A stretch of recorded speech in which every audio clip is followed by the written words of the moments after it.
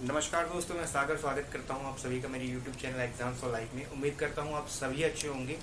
और इसके अलावा धन्यवाद देना चाहूँगा उन मेरे सभी सब्सक्राइबर्स का, उन मेरे सभी साथियों का जो जिन्होंने मेरी वीडियोस को लाइक किया, मेरे चैनल को सब्सक्राइब किया, मुझे अपनी ओर से कमेंट्स प्रोवाइड किए मेरी वीडियोज़ के रिगार्डिंग। तो देखिए, जो मैं बताना चाहूँगा, जो ये आज की वीडियो है ये खास तौर पर उन लोगों के लिए है जो CTET की तैयारी कर रहे हैं।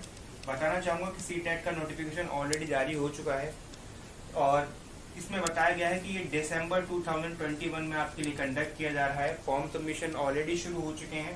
सितंबर 2020 से आपके लिए ऑलरेडी फॉर्म सबमिशन शुरू हो चुके हैं और ये अक्टूबर 19 तक के लिए आपके लिए वैलिड है कि आप अपने जो फॉर्म है उसे भरवा सकते हैं। और अगर मैं पेमेंट की बात करूं तो पेमेंट आप कर पाएंगे 20 अक्टूबर तक। पर कोशिश करिएगा कि आप इससे पहले इन सब चीज़ों को कर लें, क्योंकि आप जानते हैं कि सर्वर हैंग होना शुरू हो जाते हैं। तो इससे पहले अगर आप कर लेते हैं तो वो ज़्यादा बेटर रहेगा। अगर इसके अलावा बात की जाए तो देखिए, फीस स्ट्रक्चर की एक बार बात कर लेते हैं कि 500, अगर आप जनरल या फिर OBC कैटेगरी से बिलोंग करते हैं तो उस केस में 1000 रुपीज़ आपके लिए रहेगा। अगर आप एक एग्ज़ाम दे रहे हैं, यानी कि अगर आप CBT 1 या CBT 2 में से एक एग्जाम दे रहे हैं तो 1000 रुपीज़ रहेगा। इसी के अलावा अगर मैं बात करूं यहाँ पर SC ST की, तो उनके लिए ये अमाउंट रहेगा 500 रुपये। यानी कि अगर वो CBT 1 CBT 2 दे रहे हैं तो उनमें से कोई एक दे रहे हैं तो 500 रुपये उनके लिए फीस स्ट्रक्चर रहेगा।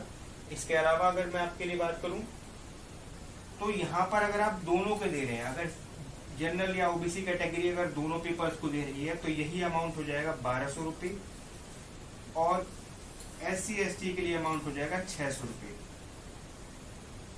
यहाँ तक जब आप अपने प्रोसीजर को कंप्लीट कर लेते हैं, यानी कि जब आप पेमेंट डन कर देते हैं, देन उसके बाद में अगर बात की जाए तो आप 22 से 28 अक्टूबर तक, यानी कि ये जो टाइम पीरियड आपको दिया जा रहा है, इसमें कुछ माइनर चेंजेस आप करवा पाएंगे अपने फॉर्म जो आपने भरा हुआ।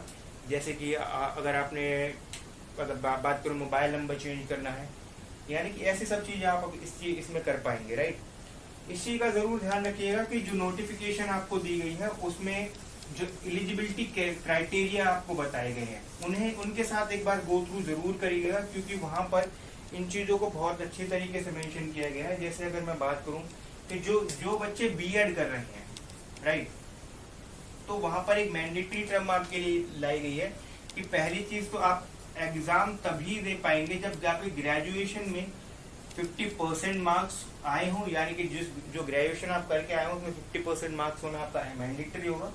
साथ ही साथ जो फर्स्ट ईयर के बच्चे हैं, यानी कि जो अभी फर्स्ट ईयर में आए हैं, उन्हें ये अलाउ नहीं कर रहा है, तो फर्स्ट ईयर आप पास आउट होने चाहिए।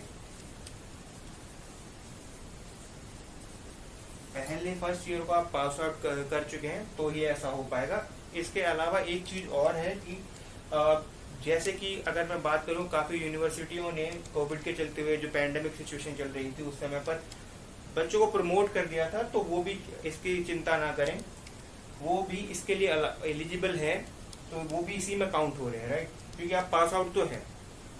देन उसके बाद आगे बात कर लेते हैं।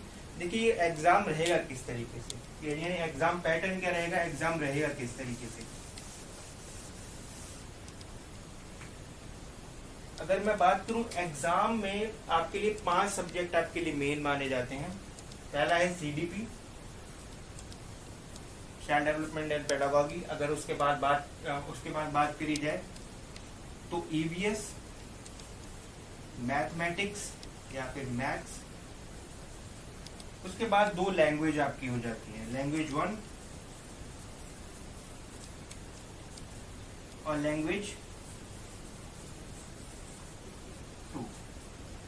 इसमें यानी कि आप जो 2 लैंग्वेज हैं इसमें से आप इनमें कोई भी आप लैंग्वेज चुन सकते हैं, जैसे हिंदी, इंग्लिश, इस तरीके से। यहाँ पर ऑप्शंस आपको जो दिए जा रहे हैं, हिंदी, इंग्लिश, जो भी आप कंफर्टेबल इसके साथ भी हैं।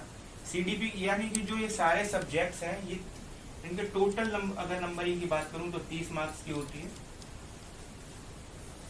यानी आपका जो एग्जाम होता है वो टोटल होता है 150 मार्क्स का, जिसमें एक अगर मैं आपके लिए कहा जाए तो अभी तक का जो क्राइटेरिया था कि आपको अगर सीटेट पास करना है तो कम से कम 90 मार्क्स आपको लाना मैंडेटरी होगा, यानी 90 मार्क्स आपको लाना मैंडेटरी होगा। 150 में से अगर आप 90 मार्क्स लेकर के आ रहे हैं तो ही आप सीटेट पास आउट हैं, राइट। यानी कि अगर आप 90 मार्क्स लेकर के आ रहे हैं तभी आप सीटेट क्वालिफाइड माने जाएंगे। यानी कि एक तरीके से कह सकते हैं कि ये 60% है। किसका? 150 का 60% अगर आपके लिए बात की जाए तो अगर आप 60% ला रहे हैं सीटेट के एग्जाम में तो ही आप क्वालिफाइड माने जाएंगे। 1 मिनट दीजिएगा प्लीज।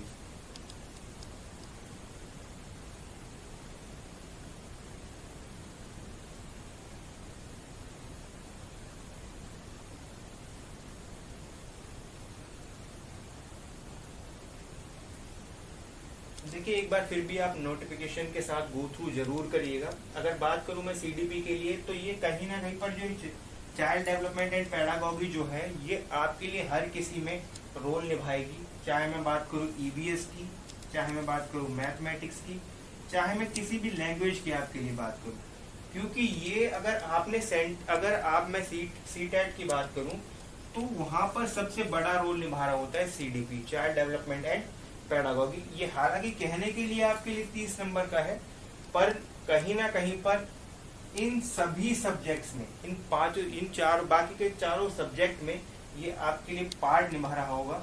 और आप इसकी वजह से 5 नंबर यहाँ पर, 5 नंबर यहाँ पर, 5 यहाँ पर और 5 यहाँ पर, यानी कि अगर मैं बात करूं तो अप्रोक्सीमेटली अगर नॉर्मली अगर आपके लिए मैं बात करूं तो कहीं ना कहीं पर 15 मार्क्स का तो केवल और केवल सीडीपी ही होल्ड किए हुए, राइट। 50 से 70 मार्क्स जो होंगे आपके वो टोटली डिपेंड करेंगे सीडीपी पर। उसके बाद बात की जाए मैथमेटिक्स की तो बहुत ही ज्यादा आसान क्वेश्चंस आते हैं। अगर आपकी सीडीपी और मैथमेटिक्स अच्छी है, नॉर्मल सवाल जो आपसे किए जाते हैं थोड़े से लॉजिकल होंगे, ये जरूर है, बट मैथ्स और सीडीपी अगर आपकी अच्छी है तो कहीं ना कहीं आप एक बढ़िया पकड़ बनाए हुए हैं इस एग्जाम पर अपने। ईवीएस की बात करूं तो ईवीएस के लिए सबसे बेहतर है कि छोटे बच्चे जो है एनसीईआरटी की बुक्स जो पढ़ रहे हैं, अगर आप उन्हीं बुक्स के गो थ्रू करेंगे तो ज्यादा बेटर होगा। क्योंकि इवन तो जैसे कि मैंने पिछली बार जो एग्जाम दिया है उसमें मैंने इस चीज को नोटिस किया कि जो क्वेश्चंस मुझे ईवीएस में देखने के लिए मिले वही जो क्वेश्चन थे वो 4th और 5th क्लास की जो एनसीईआरटी की बुक्स है उसमें थे। तो आप अगर उनके साथ गो थ्रू करते हैं, ये मेरा पर्सनल एक्सपीरियंस है, वो ज्यादा बेटर रहेगा, वो मैं आपके लिए इसलिए बता रहा हूँ, राइट। तो देखिए मैं इन चीजों को बताने का क्या मतलब है, मैं लेकर के आ रहा हूं आपके लिए अपने ही इसी चैनल पर सीडीपी और मैथमेटिक्स की क्लासेस, राइट। पहले हम कंप्लीट करेंगे सीडीपी को, जब हमारी सीडीपी कंप्लीट हो जाती है देन उसके बाद हम काम करेंगे मैथमेटिक्स पर। कोशिश रहेगी कि जल्द से जल्द मैं सीडीपी को आपके लिए एंड कर पाऊं और मैथमेटिक्स को भी हम समय रहते कवर कर पाएंगे, इस चीज की मैं आपके लिए गारंटी लेता हूं।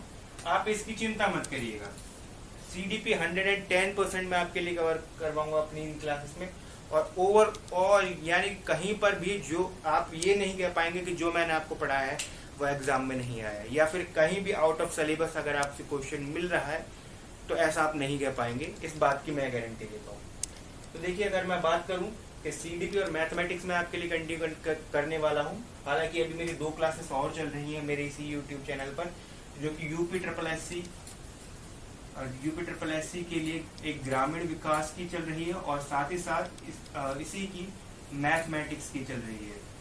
तो कहीं ना कहीं पर उन दोनों पर इम्पैक्ट ना पड़े, इसीलिए केवल और केवल अभी मैं सीडीपी की क्लास के साथ ही कंटिन्यू करूंगा। देन उसके बाद में जैसे जैसे थोड़ा मुझे समय मिलता जाएगा साथ ही साथ में मैथ्स को भी कंटिन्यू करना शुरू कर दूंगा सीटेट के नजरिए से, राइट।